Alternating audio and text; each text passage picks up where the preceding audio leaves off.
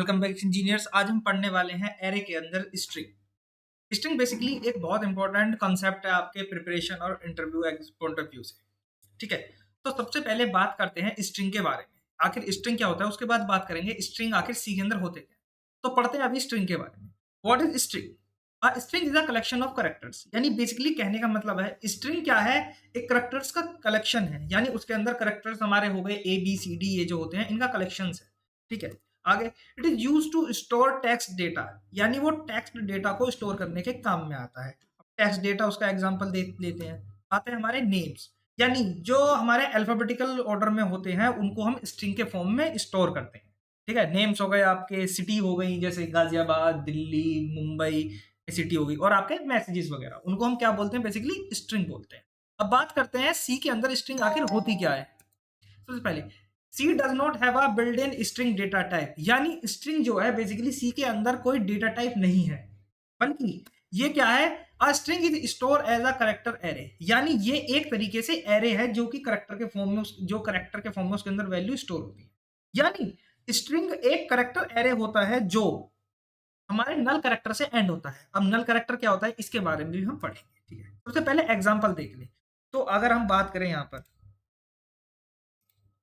ठीक है, आप देख सकते हैं यहाँ पर क्या है, जब हम अपना एरे बना रहे थे तो उसके अंदर हम डेटा टाइप लिख रहे थे इंट, क्योंकि जो नॉर्मल एरे होता है उसके अंदर हमारी इंटीजर वैल्यू क्या है, स्टोर होती है। लेकिन जो करेक्टर एरे होता है यानी तो उसके अंदर डेटा टाइप क्या होता है, कैर, क्योंकि उसके अंदर हमें स्टोर करानी है अपने करेक्टर्स। उसके बाद नेम आ जाता है, देन सेम बंडी एरे की तरह इसके अंदर भी हम क्या है अपना साइज लिख देते हैं। अब यहाँ पर 10 साइज है इसका। अब इसके अंदर क्या 10 ही हमारे करेक्टर आएंगे या कम आएंगे, ये आपको कमेंट में बताना है, क्योंकि इसका आंसर भी मैं देने वाला हूँ।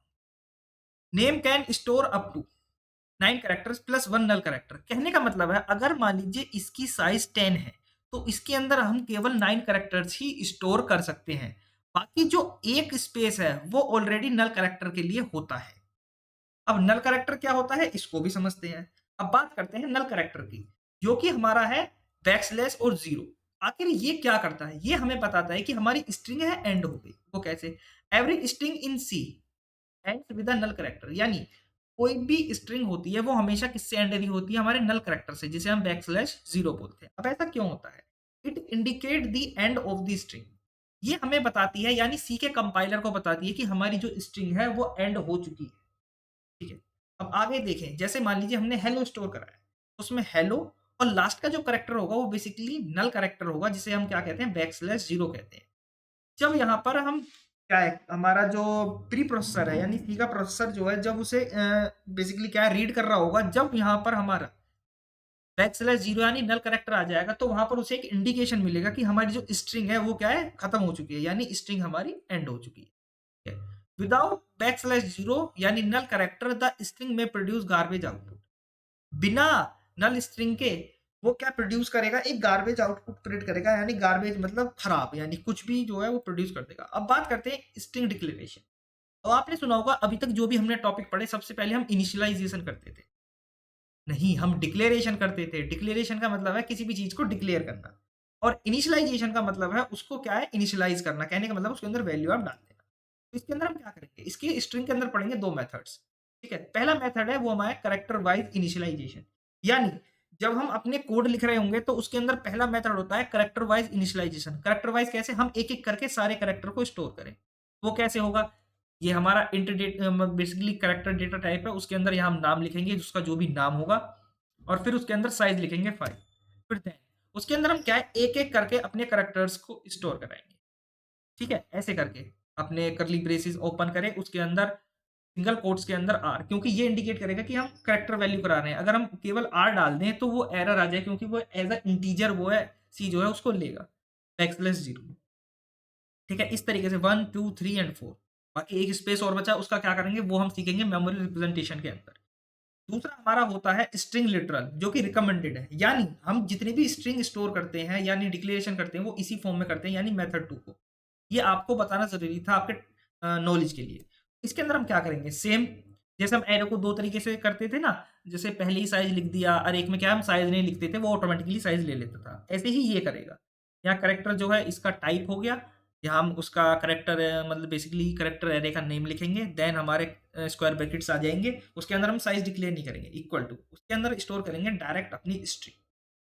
अब आप कहोगे यहाँ पर एक क्वेश्चन है कि आपने कहा जब भी हम किसी करैक्टर एरे के अंदर जब बैकस्लैश 0 यानी नल करैक्टर जो है उसको नहीं लगाएँगे तो उसको पता ही नहीं पड़ेगा कि स्ट्रिंग हमारी खत्म हो चुकी है।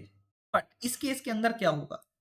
ऑटोमैटिकली इसमें ये नल कैरेक्टर स्टोर हो जाएगा। इस वजह से यहाँ पर साइज़ नहीं लिखा है। अब क्या होगा आखिर मान लीजिए हमने लिया 3 साइज़ का, तो हमने राम स्टोर करा दिया, ऐसा क्या होगा? इसको भी हम आगे पढ़ेंगे जब हम क्वेश्चन्स कर रहे होंगे।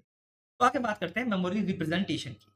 तो मेमोरी रिप्रेजेंटेशन में क्या है? मान लीजिए यहाँ पर हमने क्या है, आपने 7 साइज़ का एक कैरेक्टर एरे बनाया। उसके अंदर हमने जब कहा वैल्यू जो एड्रेस पर स्टोर होती थी एरे के अंदर, तो वहाँ पर मतलब कि 2 बिट्स लगते थे या 4 बिट्स लगते थे अकॉर्डिंग टू मशीन। लेकिन इसके अंदर क्या होगा? जब हम अपना कैरेक्टर स्टोर करा रहे होंगे वन बाय वन, तो उसमें क्या है, एक कैरेक्टर केवल एक ही एड्रेस लेगा, यानी एक बाइट ही लेगा। जैसे इसका एड्रेस होगा 1000, दूसरे मेमोरी ब्लॉक का होगा 1001, ऐसे ही कंटिन्यू हमारे खातों को एड्रेस मिल जाएगा। अब मान लीजिए हमें इसे हेलो स्टोर कराना है, तो वो होगा कैसे? सबसे पहले हमारे 1000 पर स्टोर होगा एच, 1 पर 1001 पर ई, 1002 पर एल, 1003 पर एल और 4 पर 0। और नेक्स्ट आपको पता है हेलो हो गया, तो लास्ट हमारे मेमोरी ब्लॉक में क्या स्टोर होगा? नल करेक्ट। पर यहाँ तो 2 स्पेसेस खाली रह गए। इसके अंदर बेसिकली क्या है? गार्बेज वैल्यू स्टोर है। ये कुछ इस तरीके से होगा, यानी गार्बेज वैल्यू इसमें क्या रह जाएगी? क्योंकि ताकि इसे कोई भी जो है एक्सेस आकर ना कर सके, क्योंकि हमें क्या है, हमने एक पहले से ही साइज़ डिफाइन कर दिया है कि भाई हमें 7 साइज़ का अपना क्या चाहिए, कह रहे 7 है 8 है, 1 2 3 4 5 6, कि भाई हमें 8 स्पेस कंटीन्यूअस चाहिए, तो एरे की तरह यहाँ पर कंटीन्यूअस जो है वो आपका साइज़ रहेगा। अब बात करते हैं स्ट्रिंग के अंदर इनपुट की। तो इनपुट बेसिकली हम 3 तरीके से लेते हैं। सबसे पहला है यूजिंग स्कैनफ, हमें पता है स्कैनफ का इनपुट लेते हैं। उसके अंदर हम क्या करेंगे? स्ट्रिंग के लिए हम लिखेंगे परसेंटेज एस, यानी फॉर्मेट स्पेसिफायर जो होगा वो स्ट्रिंग होगा, उसके बाद नेम। लेकिन हम इसे अब यूज़ नहीं करते हैं, क्यों? क्योंकि जब भी हम उसको क्या है स्पेस के बाद अपना जो है स्टोर करते हैं क्या? वैल्यू, उसके अंदर क्या होता है, वो केवल स्पेस से पहले की ही इनपुट को क्या है रीड कर पाता है, बाद का रीड नहीं करता। इस वजह से हम स्ट्रिंग के अंदर अपनी स्कैनफ को यूज़ नहीं करते। तो अब क्या करेंगे? उसकी जगह पर आता है हमारा गेट्स। लेकिन ये रिकमेंडेड नहीं है, इसको हम यूज़ नहीं करते। क्यों? क्योंकि इसके अंदर बग के चांसेस बहुत ज़्यादा रहते हैं। अनसेफ है ये, क्योंकि इसके अंदर जो स्ट्रिंग है उसका साइज़ जो है डिफाइन नहीं रहता, जिसकी वजह से बग आने के चांसेस ज़्यादा रहते हैं। उस कंडीशन में इसका भी एक क्या है डिस्प्लेसमेंट है, जिसे हम कहते हैं एफ गेट्स। ये क्या होगा? सबसे पहले हम एफ गेट्स, ये बेसिकली जो भी ये हमारे करली ब्रेसेस बेसिकली ब्रैकेट्स आ जाएँ, ये क्या बताएँगे हमारे कि ये फंक्शन है। तो फंक्शन है तो कुछ ना कुछ इसके अंदर पास हो रहा होगा। हमें पढ़ा था हमने पैरामीटर्स के बारे में। तो उसके अंदर पैरामीटर्स पहला जो पास होगा बेसिकली उस स्ट्रिंग एरे का नाम होगा। उसके बाद उसका साइज़ होगा। ये एक बेसिकली प्रॉपर्टीज़ है जो डिफाइन करती है कि स्पेस के बाद भी ये क्या करेगा, स्पेस को एक्सेप्ट करेगा। कहने का मतलब है कि अगर हम स्पेस देंगे उसको भी ये एज़ अ कैरेक्टर क्या है, इनपुट में लेगा। ठीक है? आगे बात करते हैं स्ट्रिंग आउटपुट इन सी, यानी प्रिंटिंग अ स्ट्रिंग। प्रिंट कैसे करेंगे? हमें क्या हुआ था कि एरे के अंदर हमें लूप लगाना पड़ता था। 2D के एरे के अंदर नेस्टेड लूप लगाना पड़ता था। क्या स्ट्रिंग के अंदर भी हम लूप लगाएँगे? कमेंट में बताइए। आंसर है नहीं। क्योंकि परसेंटेज एस यानी format specifier, string format specifier हम यूज़ करते हैं अपनी स्ट्रिंग को प्रिंट करने के लिए। और प्रिंटिंग कहाँ स्टॉप होगी? जैसे हमारा बैकस्लैश 0 आ जाए। अगर हम प्रिंट करवाना है तो केवल हमें प्रिंट एस और अपने स्ट्रिंग एरे का नाम लिख देंगे। उसमें क्या होगा कि ये जो है हमारी स्ट्रिंग जो भी होगी ये प्रिंट हो जाएगी। अभी तक हमने जितना भी है वो थ्योरेटिकल पार्ट कवर करा, लेकिन अब इसको हम प्रैक्टिकली इंप्लीमेंट करेंगे अपने नेक्स्ट लेक्चर के अंदर। क्योंकि स्ट्रिंग के ऊपर आपके 3 लेक्चर्स होंगे। पहला आपका थ्योरेटिकल कवर होगा, ठीक है?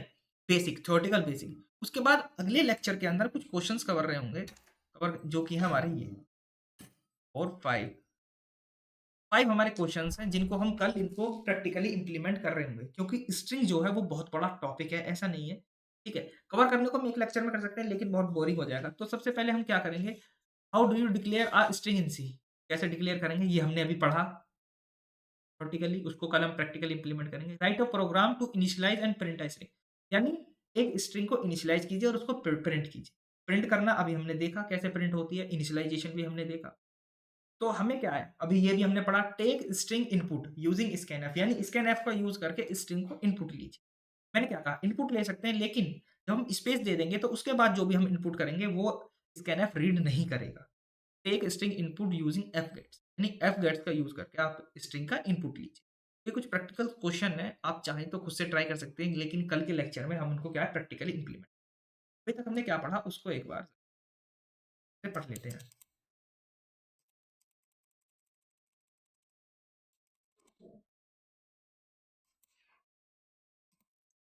पर स्ट्रिंग बेसिकली क्या है, collection of null characters use to store, एक बार बाहर निकल जाते हैं, नहीं रहेंगे, ठीक है।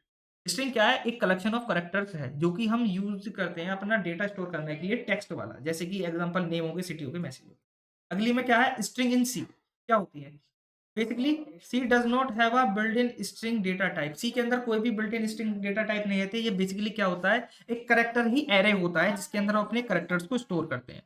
तो नल करेक्टर क्या होता है, वो डिफाइन करता है कि स्ट्रिंग हमारी कहां पर एंड होगी। स्ट्रिंग डिक्लेरेशन कैसे होगा, दो मेथड्स होते हैं, character wise initialization, string literal. जो रिकमेंडेड है वो स्ट्रिंग लिटरल है, ठीक है। अगला हो गया मेमोरी रिप्रेजेंटेशन, कैसे मेमोरी में रिप्रेजेंट हो गए हमारे क्या करेक्टर्स, वो आप देख सकते हैं। और फिर स्ट्रिंग इनपुट करने के तीन मेथड पढ़े, स्कैनफ, गेट्स और एफ गेट्स। स्कैनफ में क्या होता था कि यहाँ पर जब हम स्पेस देते हैं तो उसके पहले का इनपुट वो ले लेता था, बाद का जो इनपुट है उसको वो रीड नहीं कर पाता था। गेट्स के अंदर वो स्पेस के बाद का भी इनपुट जो है स्टोर कर सकता है, लेकिन उसमें क्या होता है कि हम साइज पास नहीं करते, तो इसकी वजह से बग आने के चांसेस ज्यादा रहते हैं। एफ गेट्स में क्या है, हम नेम डालते हैं, साइज डालते हैं, और एसटीडीआई जो कि रिप्रेजेंट करता है कि वो स्पेस को एज अ करेक्टर जो है उसको एक्सेप्ट करेगा। बाद में आउटपुट किस तरीके से करते हैं, हमें लूप लगाने की जरूरत नहीं है, केवल फॉर्मेट स्पेसिफायर स्ट्रिंग को हम लिख देंगे, यानी स्ट्रिंग फॉर्मेट स्पेसिफायर को हम उसको लिखेंगे और देन हमारा जो है पूरी की पूरी स्ट्रिंग हमारी प्रिंट हो जाएगी बिना किसी लूप के। ये कुछ क्वेश्चन है जिन्हें हम अगले लेक्चर में कवर करेंगे। तो आई होप आपको ये वीडियो अच्छी लगी हो तो लाइक करना, चैनल को सब्सक्राइब करना। मिलते हैं नेक्स्ट वीडियो।